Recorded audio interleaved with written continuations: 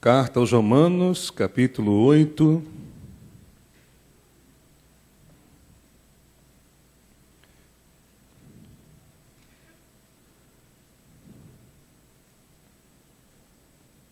Verso 28.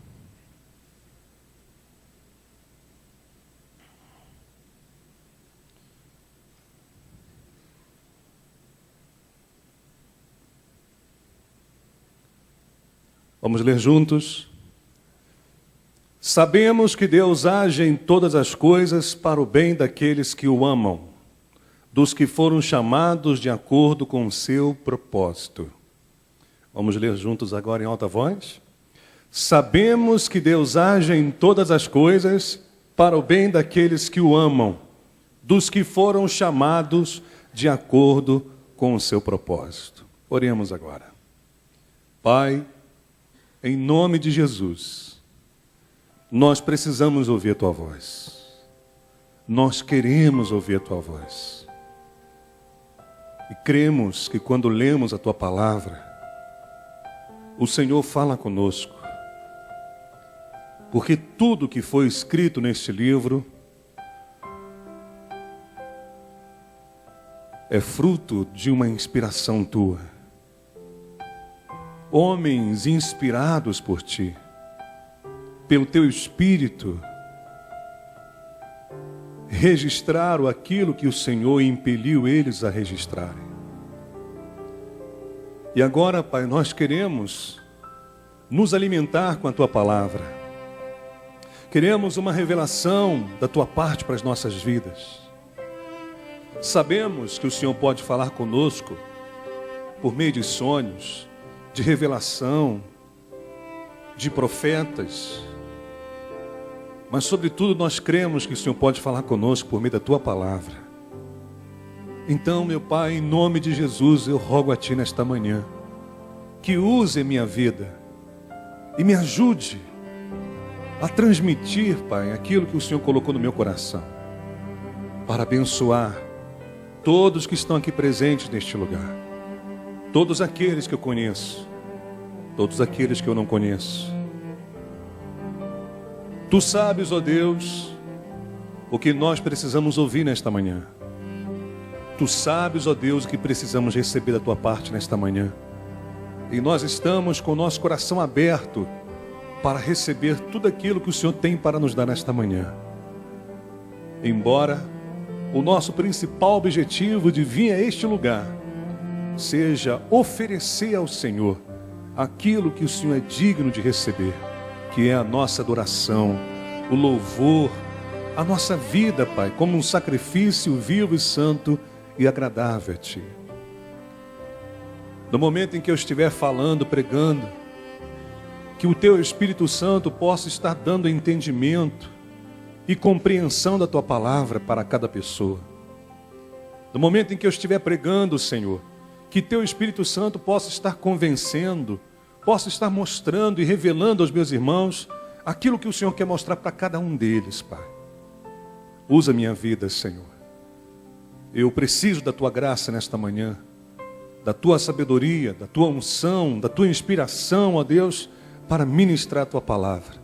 Ajuda-me, Senhor, eu sou totalmente dependente de Ti nesse momento, pois eu sei que o que eu vou falar está relacionado àquilo que o Senhor vai falar, e que eu possa falar apenas aquilo que o Senhor quer que eu fale. É o que nós pedimos, em o nome de Jesus Cristo, e que o povo de Deus diga amém e amém. O apóstolo Paulo escreveu aos Romanos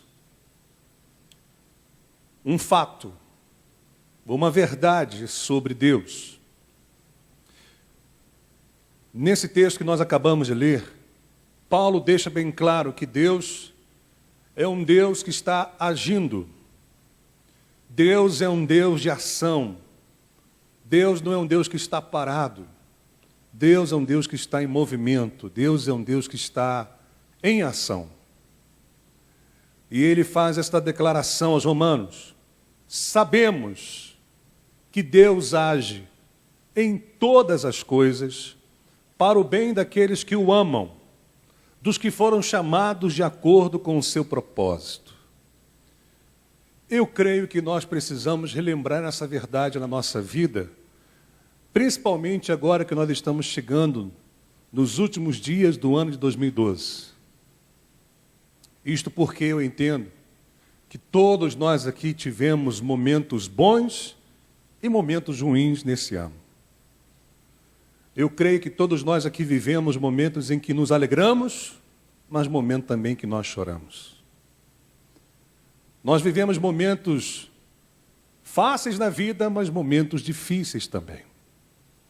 E pode ser que alguém chegue no final do ano vivendo um momento difícil na sua vida. E talvez não tenha razões de terminar este ano feliz, alegre, contente. Eu não sei como é que foi o seu ano de 2012. E apesar de eu não saber como é que foi o seu ano de 2012, uma coisa eu sei, que durante esse ano Deus agiu na sua vida. Talvez não da forma como você esperava. Talvez não da maneira como você imaginava que Deus pudesse agir na sua vida. Mas segundo esse texto, ele é muito claro em dizer que Deus age em todas as coisas. Age no momento em que você está vivendo, experimentando um momento de alegria, mas também no momento em que você está experimentando um momento de dor, de tristeza, de sofrimento. E é importante que você encerre este ano lembrando essa verdade, trazendo à sua memória essa verdade. Às vezes nós podemos terminar este ano com um gosto de derrota na vida, ou de frustração, ou de decepção. Mas saiba você, que apesar de você de repente ter vivido momentos desgostosos, de frustrações, de decepções, ainda assim, Deus está agindo. Como, pastor?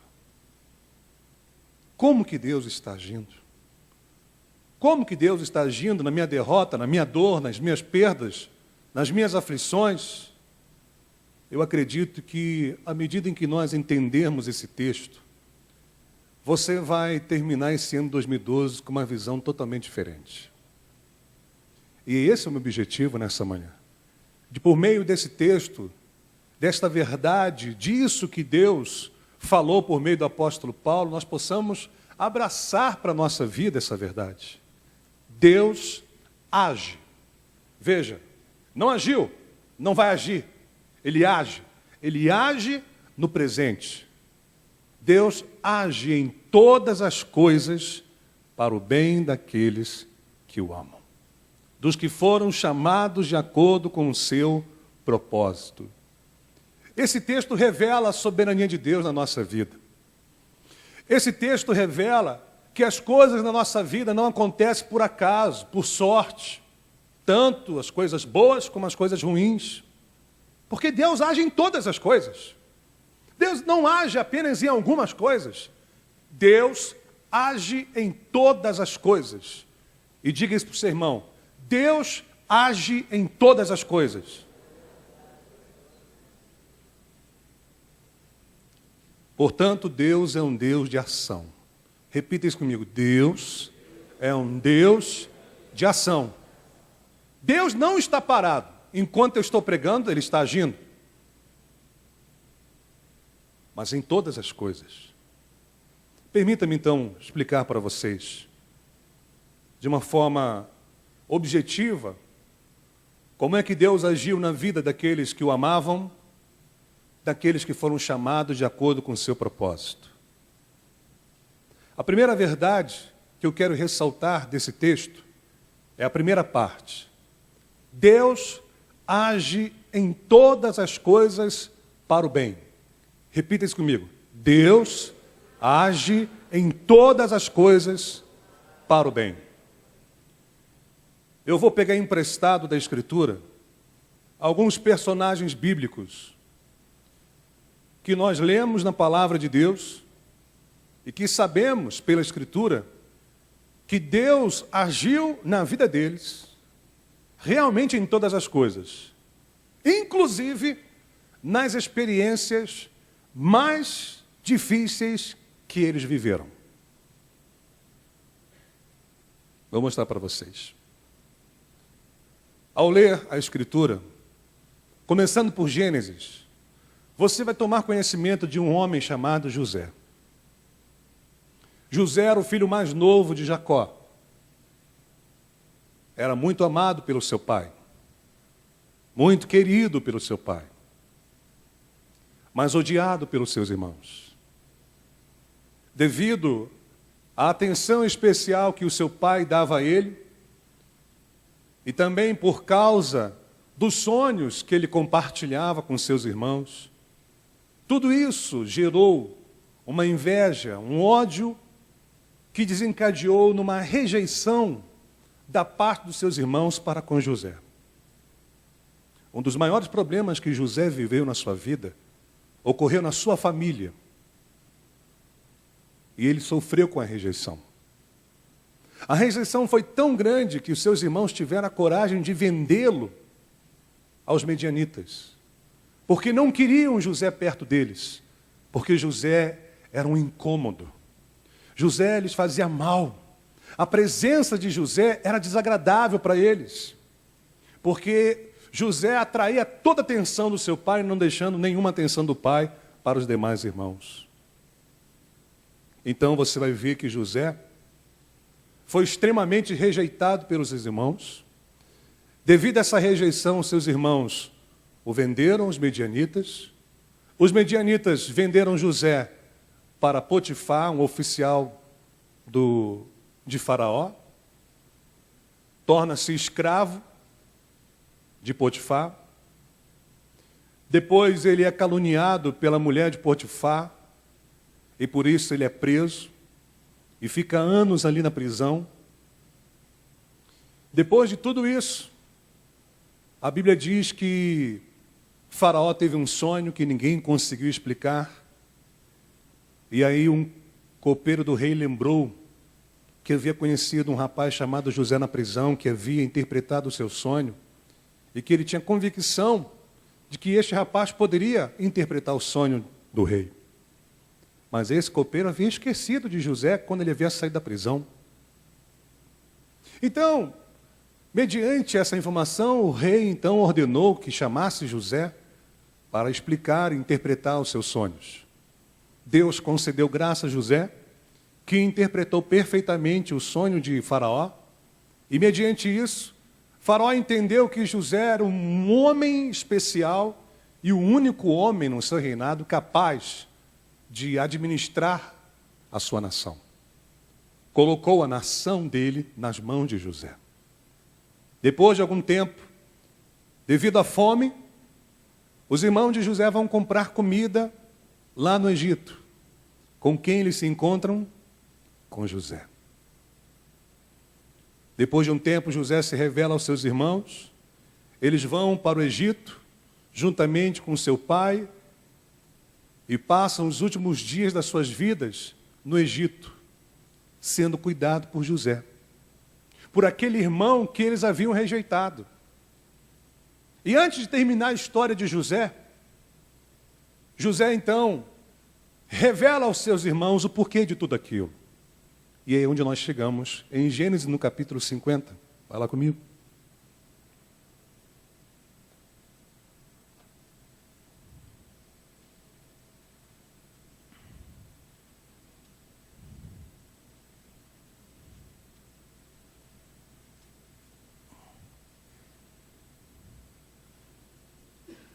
Versículo 15.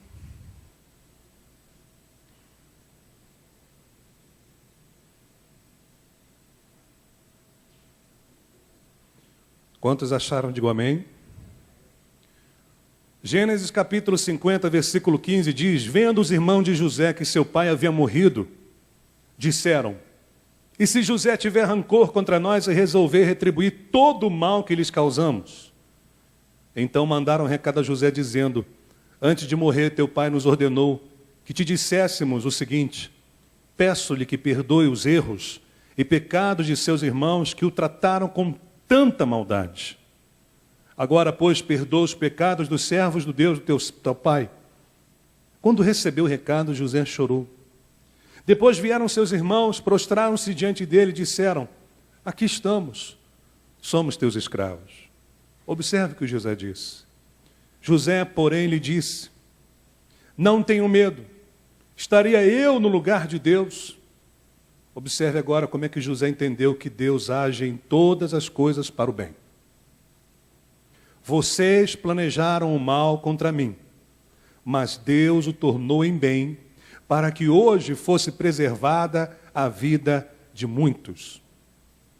Vamos ler juntos essa parte? Vocês planejaram o mal contra mim, mas Deus o tornou em bem, para que hoje fosse preservada a vida de muitos.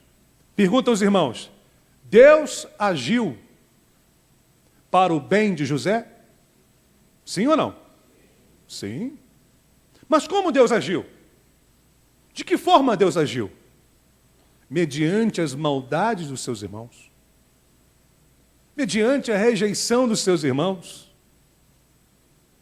Na verdade, José compreendeu que toda aquela maldade que ele sofrera na mão dos seus irmãos era Deus agindo. Porque Deus transformou aquela maldade em bem. Em bem para José e, consequentemente, em bem para os irmãos de José. Note, por favor, que foi Deus que tornou em bem o que era mal. E é isso que Deus faz. Enquanto as pessoas estão fazendo maldade contra a gente, Deus está tornando essa maldade em bem para nós. Mas você sofre. Mas você sente. Você chora. Mas Deus está agindo. Note uma outra coisa interessante, que ele diz: mas Deus o tornou ação passada, porque era passado o sofrimento de José. Ele entende que Deus agiu no seu passado em relação ao que ele sofrera. Mas ele entende que Deus agiu para o bem dele, para o bem do seu pai, para o bem dos seus irmãos. E por isso ele não poderia se colocar no lugar de Deus no sentido de julgar e condenar os seus irmãos. Ele entendeu que tudo aquilo ali foi um propósito de Deus. Mas não é fácil ser rejeitado. É muito complicado. Ser rejeitado pelos irmãos, pelos pais, pelos colegas de trabalho, pelos vizinhos, até por aqueles amigos que você achava que eram amigos, de repente eles viram as costas para você e te rejeitam. É muito difícil. Mas saiba que Deus está agindo. Diga para o seu irmão: Deus está agindo. Portanto, meus irmãos, Deus age nas rejeições que enfrentamos para sermos aceitos no futuro. Repita isso comigo: Deus age nas rejeições que enfrentamos para sermos aceitos no futuro. Observe, Deus age nas rejeições que enfrentamos para sermos aceitos no futuro. Enquanto os irmãos rejeitam José, Faraó aceita José. Enquanto os irmãos lançam fora José, Faraó recebe José. Mas para Faraó receber José, José teve que ser rejeitado pelos seus irmãos. Será que você aceitaria um prisioneiro para administrar o seu país? Mas foi exatamente o que o Faraó fez. Nós sabemos que muitos que foram presos têm dificuldade de ter um emprego hoje. Se ele falar: olha, eu já fui preso. Que coisa difícil. Complicado. A gente fica naquele medo, naquela insegurança. Será que eu posso confiar nele? Será que ele pode ser? Será que ele pode ter? Será que ele vai valorizar essa oportunidade que eu vou dar para ele? Mas Faraó disse: não há homem igual a você, José, em quem está o Espírito de Deus. Enquanto seus irmãos rejeitaram José, Faraó o aceita como seu primeiro-ministro. Está dando para você entender? Mas Deus estava agindo. A verdade é que nós não conseguimos entender, assimilar, colocar na nossa cabeça que Deus pode estar agindo no momento em que estamos sendo rejeitados. Mas Deus age em todas as coisas, inclusive quando você está sendo rejeitado. E quem crê nisso, diga amém. Também você vai aprender que Deus age nas perseguições que enfrentamos para sermos eleitos no futuro. Observe. Deus age nas perseguições que enfrentamos para sermos eleitos no futuro. Isso fala de um homem chamado Davi, que era filho de Jessé, que cuidava do rebanho do seu pai, mas que posteriormente fora escolhido por Deus para governar o povo de Deus. Olha que responsabilidade. E aí a Bíblia nos diz que este rapaz que cuidava do rebanho do seu pai fora eleito, escolhido, separado para ser rei de Israel pela soberania de Deus. Mas enquanto ele não foi rei, a Escritura diz que ele fora perseguido pelo seu próprio rei Saul, movido por inveja, por ciúmes. Davi passa uma boa parte da vida dele sofrendo na mão de Saul. Meu Deus. Parecia aquele filme de Tommy Lee. Como é que é o nome dele? O Fugitivo. Davi era um fugitivo. Davi vivia fugindo de Saul. Mas Deus estava agindo em favor de Davi. Tanto que você vai ver comigo que quando Davi ele comete o adultério e ele tenta esconder isso das pessoas, Deus usa um homem chamado Natã, um profeta de Deus, para falar algumas verdades para Davi, para relembrar a este homem o que Deus tinha feito em favor dele, para você perceber como que realmente Deus age, até nos momentos mais difíceis da nossa vida. Vamos ver? Segundo livro de Samuel, capítulo 12, versículo 7.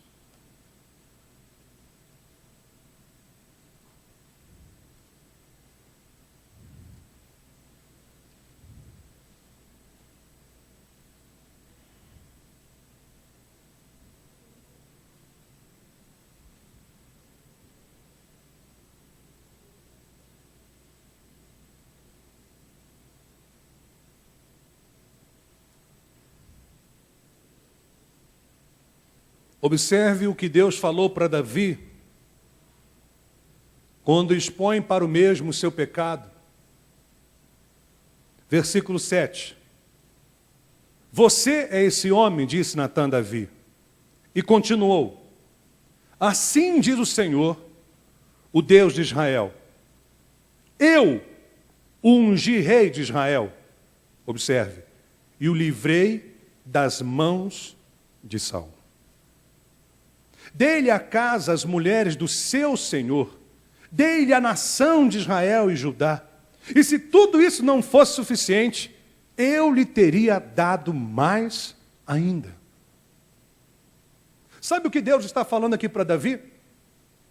Você tem o que tem porque fui eu que te dei. Mas sabe o que ele deu? Talvez você não saiba. Deus deu o reinado daquele que perseguia Davi. Deus deu a nação daquele rei que perseguia Davi. Deus deu a casa daquele rei que perseguia Davi. Foi Deus que ungiu Davi. Foi Deus que escolhera Davi. Mas aquele que Deus escolhera como rei estava sendo perseguido por Saul. Mas é o próprio Deus que diz: fui eu que te livrei das mãos de Saul. Observe, por favor, que se houve um problema que mais perturbou Davi, este foi Saul.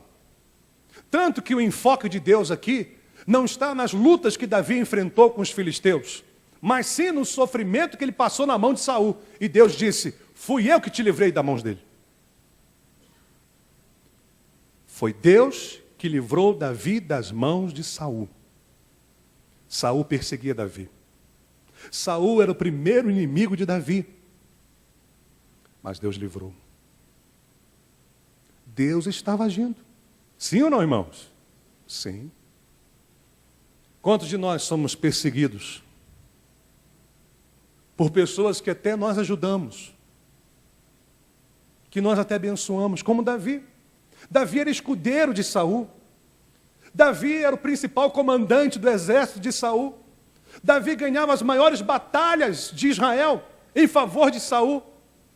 Mas por causa disso, Saul se sentiu tão inseguro e com medo de perder o reinado para Davi, que ele começou a persegui-lo e tentou matá-lo várias vezes. Mas quem era Davi? O maior aliado de Saul. No entanto, Saul persegue o seu maior aliado. Olha que ironia da vida.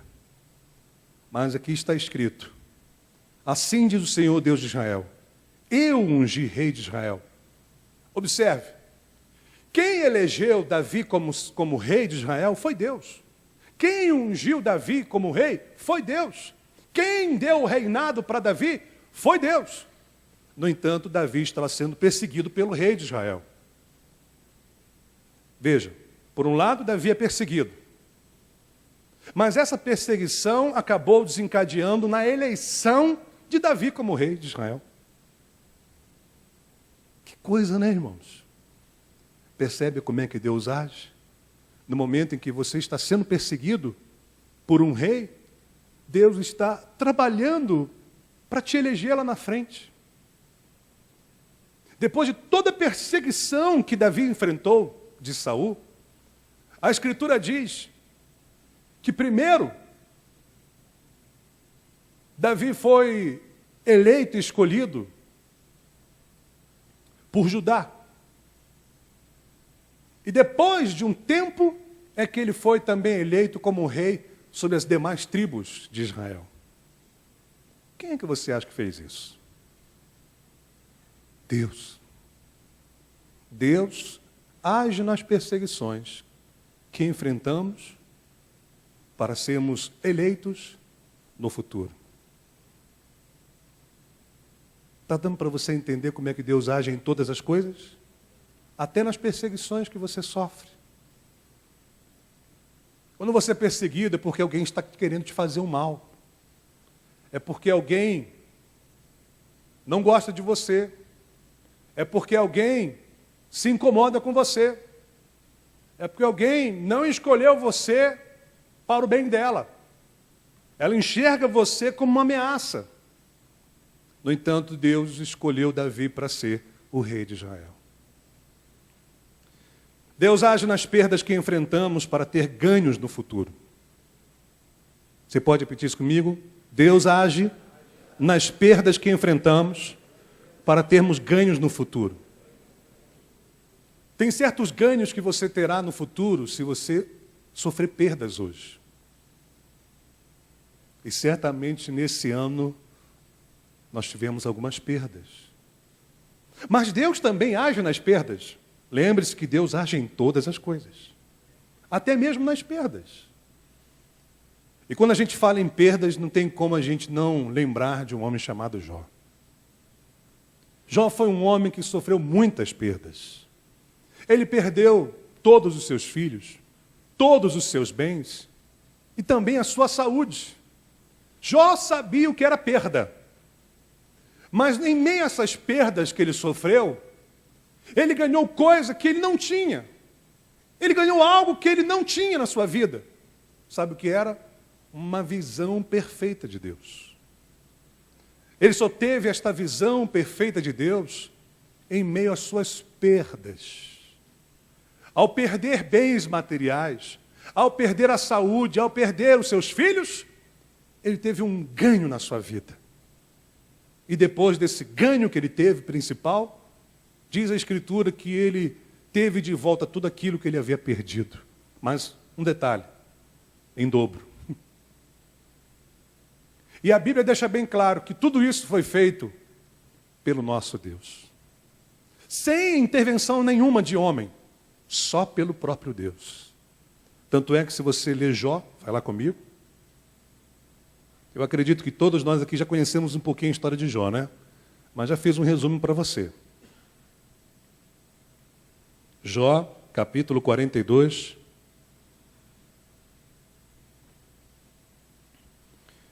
Eu disse que Deus age nas perdas que enfrentamos para termos ganho no futuro. Vamos ver isso aí.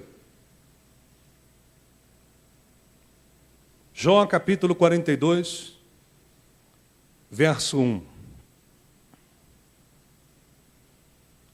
Quantos acharam? Digo amém.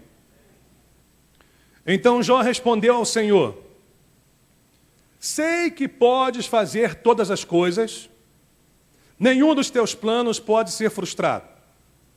Tu perguntaste: quem é esse que obscurece o meu conselho sem conhecimento? Certo que eu falei de coisas que eu não entendia, coisas tão maravilhosas que eu não poderia saber. Tu disseste: agora escute e eu falarei. Vou fazer-lhes perguntas e você me responderá. Olha a conclusão que Jó chega. Meus ouvidos já tinham ouvido a teu respeito, mas agora os meus olhos o quê? Te viram. Por isso o quê? Pelo fato dos meus olhos te verem, Senhor. Por isso, menosprezo a mim mesmo e me arrependo no pó e na cinza. O primeiro ganho que Jó teve, depois de todas as perdas que ele sofreu, foi uma visão clara e perfeita sobre Deus. Agora os meus olhos te veem. Eu antes só te conhecia de ouvir falar. Agora, a experiência que eu tenho contigo é tão real, é tão verdadeira, que eu posso dizer que os meus olhos te viram. Lógico que isso é uma linguagem figurativa, irmãos, porque nós sabemos lá na frente que ninguém nunca viu Deus. O próprio apóstolo Paulo fala isso para Timóteo. Então isso é uma linguagem figurativa, onde Jó está dizendo que ele teve uma experiência tão profunda com Deus, depois de tudo isso que ele passou na vida. Não só isso. Se você ler agora o versículo 10, depois que Jó orou por seus amigos, o Senhor o tornou novamente próspero e lhe deu em dobro tudo o que tinha antes. Observe, meu irmão, o Senhor o tornou novamente próspero e lhe deu em dobro tudo o que tinha antes. Observe que Deus está agora mudando a situação de Jó, fazendo com que aquelas perdas que ele experimentou na vida, agora ele vivesse uma experiência diferente. Agora Deus está dando para ele em dobro tudo que ele tinha perdido. Diz o texto aí. Versículo 11, todos os seus irmãos e irmãs, e todos os que haviam conhecido anteriormente, vieram comer com ele em sua casa. Eles o consolaram e o confortaram por todas as tribulações que o Senhor tinha trazido sobre ele. E cada um lhe deu uma peça de prata e um anel de ouro. O Senhor abençoou o final da vida de Jó mais do que o início. Então, olha só, Deus dá a Jó uma experiência real com ele. Deus dá a Jó em dobro tudo que ele tinha perdido. Deus dá a Jó agora a oportunidade dele ser consolado e confortado pelos seus irmãos e irmãs.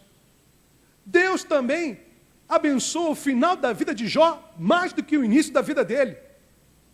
Pergunta aos irmãos: Deus agiu ou não agiu para o bem de Jó? Agiu. Mas você sabe o que é perder todos os filhos? Você sabe o que é perder todos os bens? Você sabe o que é ficar enfermo, dar só dos pés à cabeça? Não, você não sabe disso.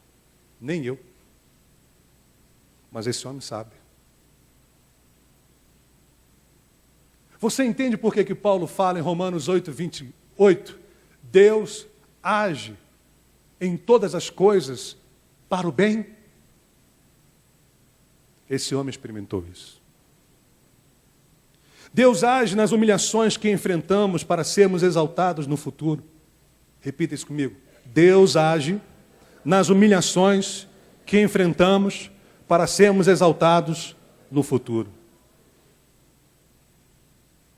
Será que algum de nós aqui passamos por um momento de humilhação nesse ano?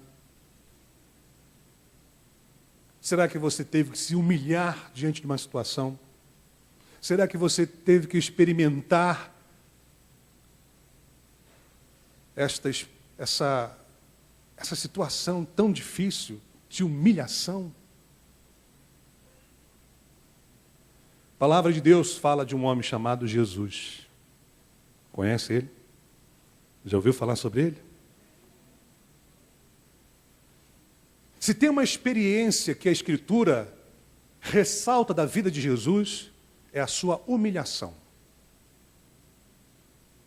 Se tem algo que a Bíblia fala claramente,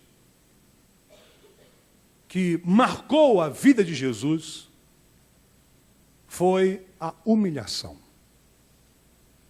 Primeiro, a humilhação de ter deixado as regiões celestiais para vir estar numa região terrena. Segundo, dele habitar num corpo mortal. Terceiro, dele servir os mortais.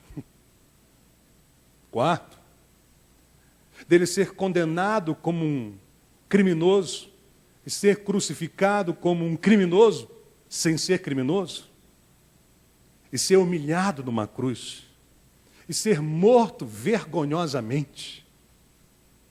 Que humilhação ele passou. O escritor de Hebreus diz que ele aprendeu a obedecer por tudo que sofreu. Então a cruz, irmãos, para Cristo, era uma grande humilhação. Porque ali estava o Rei da Glória crucificado como um criminoso, nu, diante de todos. Mas a Escritura diz que Deus estava agindo. A Escritura diz claramente que Deus agiu em cima de tudo aquilo que Jesus sofrera. Eu vou mostrar para vocês. Vai lá comigo, Filipenses. Capítulo 2.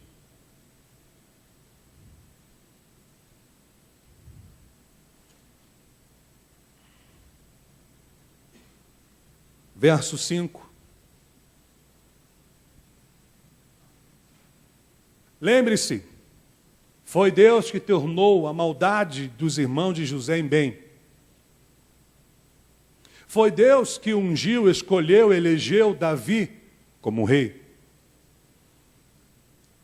Foi Deus que deu a Jó a experiência de conhecê-lo profundamente, de ter de volta tudo aquilo que ele havia perdido em dobro, de receber o consolo da sua família e de ser mais abençoado no fim da sua vida do que no início.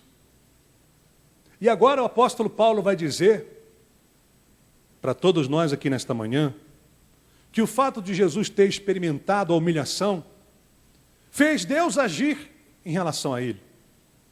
E nós vamos ver esta ação de Deus.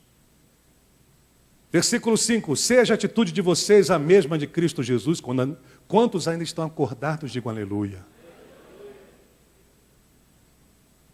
E ainda que você esteja dormindo, Deus está agindo.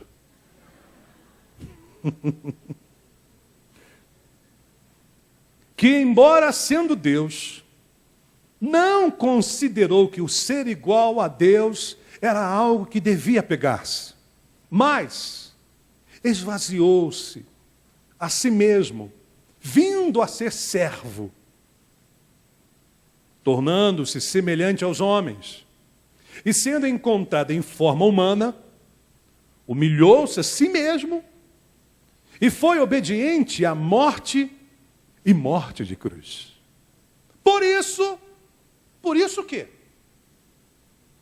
Pelo fato dele ter se humilhado, não se apegando à divindade, mas se encarnando, estando encarnado, se humilhando mais ainda, agora diante dos homens, e como se não bastasse, morrendo, mas morrendo de morte de cruz. Ele diz, por isso, Deus o exaltou a mais alta o quê? Posição. Quem o exaltou? Deus. Pois, diz o texto aí, olha só, por isso Deus o exaltou a mais alta posição, ele deu o nome que está acima de todo nome. Quem deu este nome que está acima de todo nome para Jesus? Deus. Para que ao nome de Jesus se dobre todo o joelho nos céus e na terra e debaixo da terra, e toda a língua confesse que Jesus Cristo é o Senhor, para a glória de Deus Pai. Olha, enquanto Cristo estava ali se humilhando, diante dos homens, servindo os mesmos, e também morrendo naquela cruz, Deus estava agindo. E por causa de tudo aquilo que ele sofrera, Deus o exaltou à mais alta posição e lhe deu um nome que está acima de todo nome. O próprio Senhor Jesus ensina que aquele que se humilha será o quê? Exaltado. Mas não será exaltado por ele, será exaltado por Deus. Porque quem nos exalta é Deus. Mas nós somos exaltados por Deus quando somos humilhados. E é nesse processo em que você está sendo humilhado que Deus está trabalhando para a sua exaltação. Você é humilhado no seu presente, mas no futuro Deus vai exaltar você. Por quê, pastor? Porque Deus age em todas as coisas para o bem. É sempre para o bem. Diga para o seu irmão, é sempre para o bem. E por fim, meus irmãos, Deus age nos sofrimentos que enfrentamos para termos livramentos no futuro. Você sofre hoje para Deus te livrar lá na frente. É a experiência de Paulo. Lembra de Paulo? 1 Coríntios capítulo 12, versículo 7. Vai lá comigo.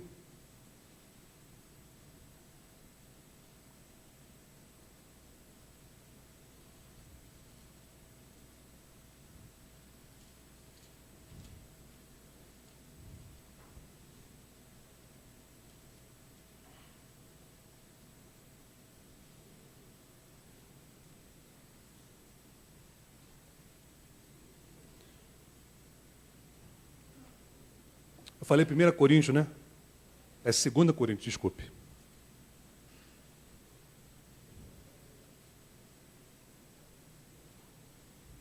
Segunda carta aos Coríntios, capítulo 12, verso 7. Eu disse aos irmãos que Deus age nos sofrimentos que enfrentamos para termos livramentos no futuro. Confira, veja se não é isso que a Escritura diz. Para impedir que eu me exaltasse, por causa da grandeza dessas revelações, foi-me dado um espinho na carne, um mensageiro de Satanás para me atormentar. 3 vezes roguei ao Senhor que o tirasse de mim, mas ele me disse, minha graça é o suficiente para você, pois o meu poder se aperfeiçoa na fraqueza. Portanto, eu me gloriarei ainda mais alegremente em minhas fraquezas, para que o poder de Cristo repouse em mim. Por isso, por amor de Cristo, regozijo-me nas fraquezas, nos insultos, nas necessidades, nas perseguições, nas angústias, pois quando sou fraco é que eu sou o quê? Mas por que ele é forte? Porque Deus age na fraqueza dele. Aí está a resposta. O poder de Deus se aperfeiçoa na fraqueza dele. Fraqueza dele chama-se sofrimento. Espinho na carne, mensageiro do capeta. Está escrito aí, irmão. Ele pediu a Deus 3 vezes, tira de mim esse sofrimento. O Senhor responde, a minha graça é suficiente para você, porque o meu poder se aperfeiçoa na sua fraqueza.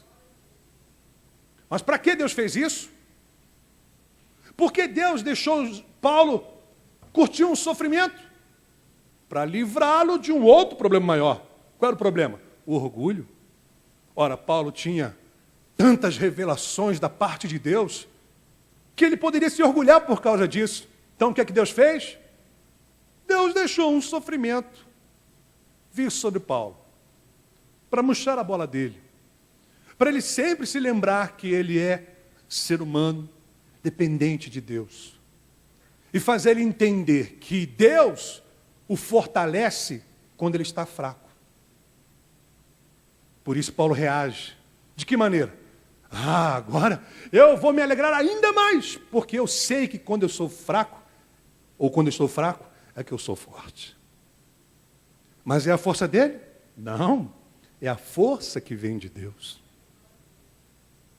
O que Paulo está dizendo é que Deus age na vida dele quando ele está fraco. É quando ele está sofrendo. É quando ele está curtindo uma dor. Nossa, irmãos. Você entende por que esse autor escreve Romanos 8, 28 e diz: Deus age em todas as coisas para o bem? É porque ele entende que Deus está agindo na vida dele, até mesmo com os espinhos. Nossa, Deus. Mas há uma segunda verdade nesse texto que eu quero chamar a sua atenção. Fala para o seu irmão, ainda não acabou. Acabou a primeira parte. Não acabou a segunda. Há uma segunda verdade nesse texto. Deus age em todas as coisas para o bem, como nós vimos aqui, nesses 5 personagens bíblicos: José, Davi, Jó, Jesus e Paulo. Em todos os casos, Deus agiu para o bem de todos eles. Concorda comigo? Ok. Mas o texto diz que Deus age em todas as coisas para o bem daqueles que o amam. Não é para o bem de todos, é para o bem daqueles que o amam. Agora eu quero provar para vocês que esses homens que eu citei eram homens que amavam a Deus. Lembra de José? José não se deitou com a mulher do seu senhor por amor a Deus. Quando a Potifera voou em cima dele para agarrá-lo, ele disse: cruz credo, sai de perto de mim. Como é que eu posso cometer tamanha maldade contra o meu Deus? Disse ele para Potifera.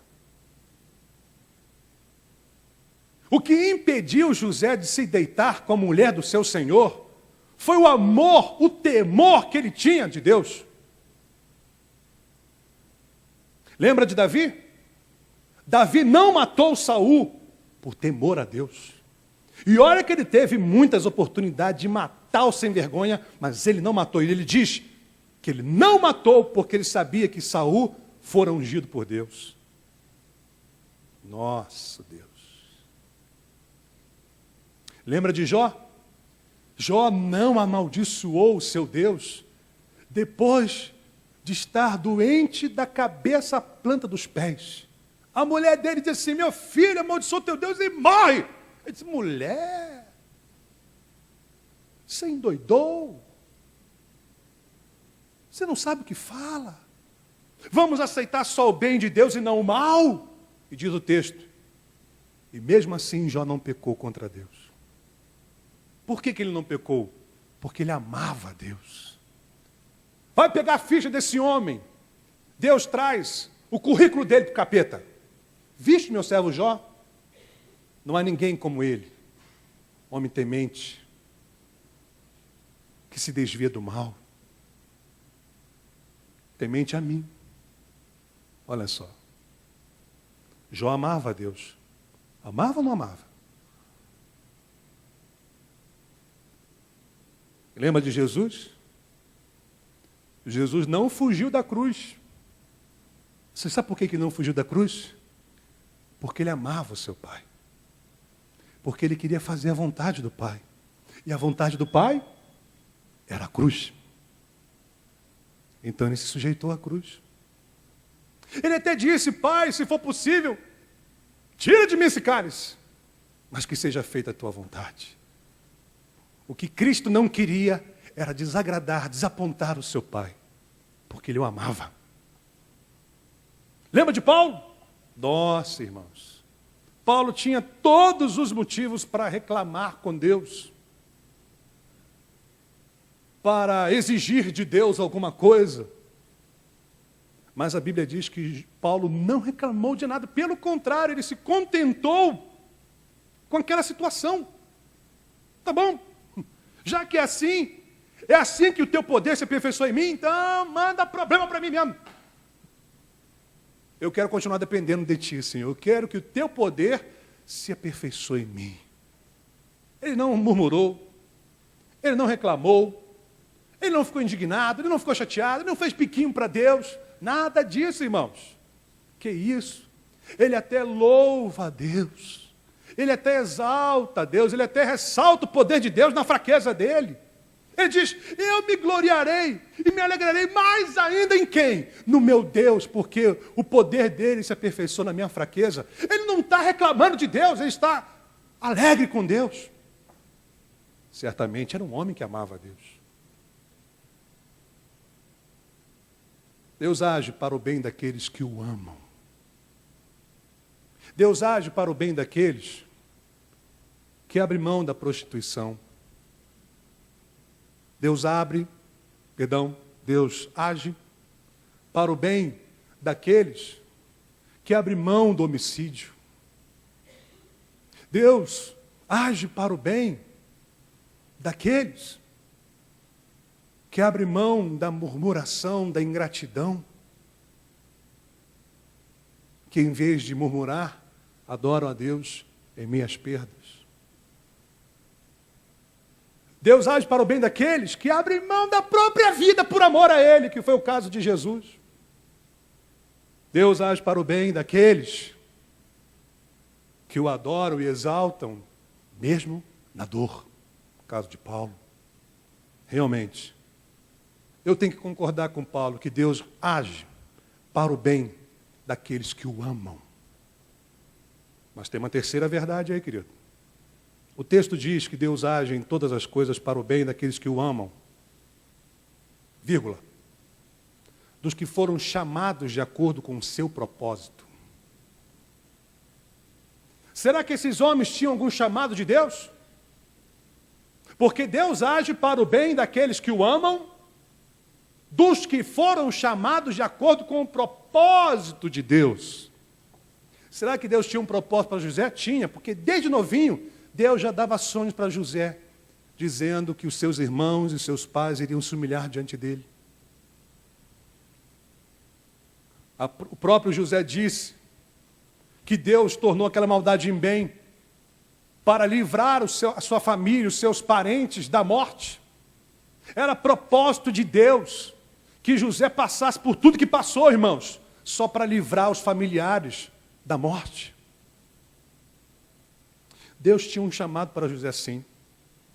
Com certeza. E por isso fez o que fez por ele. Davi, se fosse depender dos pais, se fosse depender do próprio profeta, se fosse depender de todos, Davi não ia ser rei. Mas Deus tinha um chamado para Davi. Foi Deus que escolheu Davi para ser rei. O texto diz, eu o ungi como rei. Eu o escolhi como rei. Eu lhe dei o reinado. Então, Davi foi rei por chamado, por vocação de Deus. Deus queria que ele fosse rei. Deus agiu para o bem dele. Vamos ver Jó. Jó. Será que Deus tinha um chamado para Jó? Será que Deus tinha um propósito para Jó? Tinha. Tinha, porque se você for ler a carta de Tiago, Tiago usa Jó como exemplo de paciência. Nossa. Observe. De todos os personagens que a Escritura tem, o único homem citado por um escritor do Novo Testamento como exemplo de paciência foi Jó. Deus deixou a história de Jó ser escrita aqui nesse livro para servir de exemplo para mim e para você, que nós temos que ser pacientes como Jó. Então Deus tinha um propósito na vida de Jó, fazer dele um exemplo para todo mundo. Lembra de Jesus? Deus tinha um propósito para Jesus. Qual era o propósito de Jesus? Morrer pela humanidade. Ele morreu? Morreu. Lembra de Paulo? Deus tinha um chamado para Paulo, ser pregador do evangelho para os gentios. Deus tinha um chamado para ele. Então pensa bem, de acordo com esse texto, sabemos que Deus age em todas as coisas para o bem daqueles que o amam dos que foram chamados de acordo com o seu propósito. Então, o propósito de Deus para José era usá-lo como instrumento de livramento para a sua família. Para Davi, como rei de Israel. Para Jó, como servir de exemplo para nós no meio da paciência, no meio do sofrimento, ou melhor. Para Jesus, para salvar a humanidade. Para Paulo, ser pregador do Evangelho. E aí eu concluo minha mensagem. Se esse texto é uma verdade, que eu creio que é uma verdade, apesar de eu ter passado por rejeições, humilhações, perseguições, perdas e sofrimentos, eu entendo que, uma vez que eu tenho convicção de que eu sou chamado de acordo com o propósito de Deus, e segundo a Escritura, Deus está chamando as pessoas por meio do seu Evangelho. Deus está nos chamando com um propósito. Qual o propósito? De sermos dele, de sermos santos. Nós já vimos isso aqui já algumas vezes. Nós fomos chamados para pertencermos ao Senhor. Ora, se você ler Romanos, então, ele vai falar sobre o chamado de Deus. Todos nós aqui fomos chamados por Deus. Nós não fomos chamados por homens, nós fomos chamados por Deus. Deus está chamando pessoas por meio do seu Evangelho. É por isso que nós pregamos o Evangelho, porque Deus está chamando as pessoas, mas chamando as pessoas para um propósito específico que Ele tem para cada um delas. Para cada uma dessas pessoas. Então Deus chama um para ser profeta, Deus chama outro para ser pastor, Deus chama outro para ser evangelista, Deus chama outro para ser missionário. Deus chama a gente para um propósito. Não tem um chamado de Deus que não tenha uma intenção sequer. Quando Deus chama, chama porque tem um propósito para mim e para você. E quando nós nos submetemos a esse chamado, irmãos, quando você diz, eis-me aqui, Senhor, usa a minha vida, eu quero ser um instrumento nas tuas mãos, o que o Senhor quer que eu faça? E você faz? Você pode ter certeza que tudo que acontecer na sua vida, seja bom ou ruim, vai ser para o seu bem. A questão é, e aí que está a questão que eu quero chamar a atenção.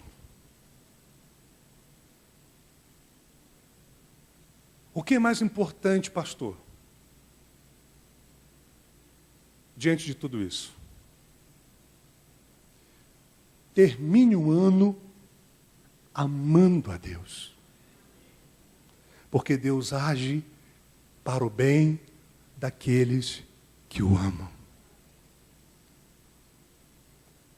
Termine o ano fazendo o que Deus chamou você para fazer. E você vai ver o que Deus vai fazer no seu novo ano. E você vai ver o que Deus vai fazer para você lá no futuro. Talvez você nesse ano penou, meu Deus do céu. Nossa, pastor, você nem sabe como é que eu penei esse ano. Mas Deus está agindo na sua pena. Você vai ver o que Deus vai fazer no seu amanhã. Continue amando a Deus. Quando vier propostas indecentes, rejeita. Rejeita, mas rejeita por amor a Deus, porque ninguém vai abrir mão de uma coisa gostosa se não for por amor a Deus. Abra mão. Deixe. Ainda que você sofra, você vai ver. Você vai chegar no final da sua vida, você vai contar muita história. Olha, eu vivi isso aqui, mas Deus fez isso. Eu passei por isso aqui, mas Deus fez aquilo. Com certeza, irmãos. Porque essa é a novela que eu sempre vejo na Escritura. Como essa novela da Escritura é o mesmo autor, que é Deus, Deus, Ele é soberano. E é Deus que age em tudo, irmãos, em todas as coisas. Está escrito na sua Bíblia, Deus age em todas as coisas. Em todas as coisas.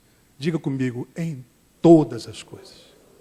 Coisas boas, coisas ruins, maravilhosas, horríveis. Deus age em todas as coisas. Para o bem daqueles que o amam Perdeu, continue adorando a Deus. Está sentindo dor, continue adorando a Deus. Está sendo rejeitado, continue amando a Deus. Está sendo humilhado, continue glorificando a Deus. Está sofrendo na carne, continue glorificando a Deus. Você vai ver com seus próprios olhos. Você vai chegar como Jó chegou no final do seu sofrimento e diz, olha, eu te conheci de ouvir falar, mas agora os meus olhos te veem. Coisa linda, gente. É por isso que eu entendo